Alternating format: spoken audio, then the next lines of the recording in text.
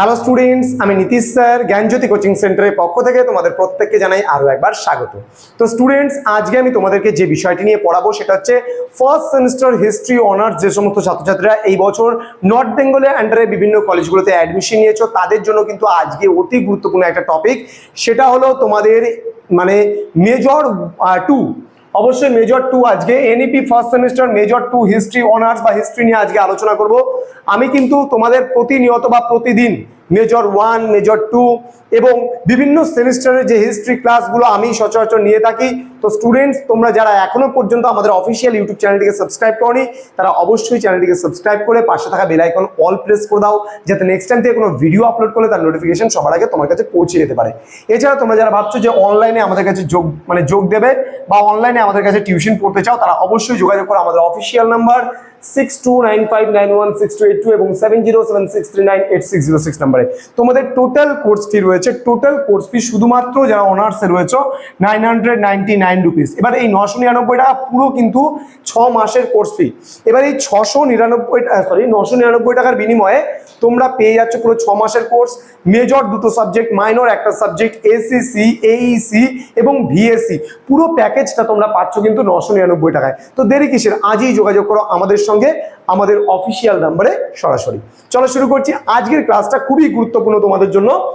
যে মেজর 2 আছে, মেজর 2তে তোমাদের আর্য কারা বা হু ওয়্যার আরিয়ান্স বা আর্য কারা, এই প্রশ্নটা কিন্তু তোমাদের এই বছরের জন্য অতি গুরুত্বপূর্ণ একটা প্রশ্ন। দেখো, প্রথমত যদি বলি, আর্য শব্দটির অর্থ বোঝায় সৎ বংশজাত, অর্থাৎ পবিত্র বংশজাত বোঝাচ্ছে বা ভালো বংশজাত বা সৎ বংশজাত বোঝাচ্ছে। দেখো, এই যে আরিয়ান বা আর্য কথাটিকে কিন্তু দুটো অর্থে ব্যবহার করা হয়। কখনো কখনো এটা জাতিবাচক অর্থে ব্যবহার করা হয়েছে, আবার কখনো কখনো এটাকে ভাষাবাচক অর্থেও কিন্তু ব্যবহার করা হয়েছে।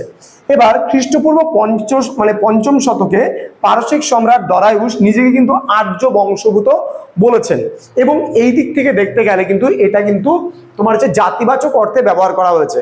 তাহলে পারসিক সম্রাট দরায়ুস কি করেছিল, নিজেকে বলেছিলেন কি আর্য বংশভূত। যেহেতু নিজেকে বলেছিলেন, যেহেতু বংশ থেকে উদ্ভূত, সুতরাং বংশোদ্ভূত। তাহলে বংশ থেকে উদ্ভূত হলে সেটা কিন্তু কি হয়, জাতিবাচক অর্থে ব্যবহার করা হয়। আবার অনেক ক্ষেত্রে বেশ কিছু ঐতিহাসিক বলেছেন না, এটা কখনোই জাতিগত অর্থে ব্যবহার করা হয়নি, এটাকে ব্যবহার করা হয়েছে ভাষাগত অর্থে। মূলত আর্যরা যে ভাষায় কথা বলতো সেটা কিন্তু ইন্দো ইউরোপীয় ভাষায় কিন্তু তারা কথা বলতো, এবং এই ইন্দো ইউরোপীয় ভাষার অধীনস্থ ছিল 7টা ভাষা মূলত, যেগুলো হচ্ছে সংস্কৃতি, ইরানীয়, গ্রিক, লাতিন, জার্মান, গোথিক এবং কেল্টিক। তাহলে যদি কোনো মানুষ সংস্কৃত ভাষায় কথা বলে তাহলেও সে আর্য, যদি কোনো মানুষ ইরানীয় ভাষায় কথা বলে তাহলেও সে আর্য, যদি কোনো মানুষ গ্রিক ভাষায় কথা বলে তাহলেও কিন্তু সে সেই ক্ষেত্রে আর্য, যদি কেউ লাতিন ভাষায় কথা বলে তবেও কিন্তু সে সেক্ষেত্রে আর্য, কেউ যদি জার্মানিতে কথা বলে সেক্ষেত্রেও সে আর্য, গোথিকে যদি কেউ কথা বলে তাহলেও সে আর্য, কেল্টিকে যদি কথা বলে তারপরেও কিন্তু সে আর্য।